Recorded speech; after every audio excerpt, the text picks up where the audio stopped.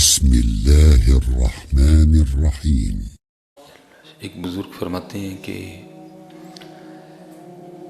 اللہ جل شانہ نے بڑا فضل کیا اور مجھے خواب میں حضور نبی علیہ السلام کی بارگاہ میں حاضری کی سعادت عظمیٰ حاصل ہوئی۔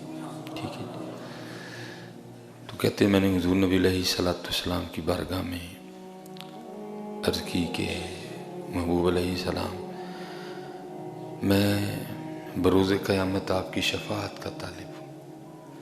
تو آپ فرماتے پھر آگے سے حضور نبی علیہ السلام نے فرمایا تو اگر چاہتا ہے کہ قیامت میں تجھے میری شفاعت میسر آئے تو پھر مجھ پر کثرت سے درود پڑھا کر ہیں۔ ٹھیک ہے، کوشش کریں با حضور ہیں، کوئی اتنا مشکل کام نہیں ہے، اگر ہم کرنا چاہیں تو کوشش کریں با حضور ہیں۔ بڑے گناہوں سے آپ صرف وضو کی برکت سے بچ جائیں گے۔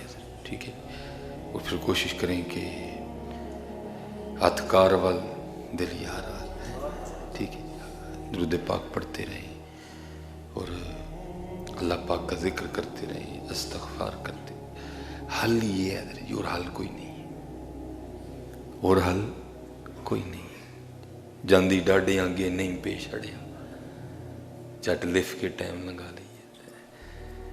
دوست ہمیں دعاؤں کے لیے کہتے ہیں خود نہیں لفتے کوئی، بھائی کو زید تو نہیں ہے، وہ عارضی ہے۔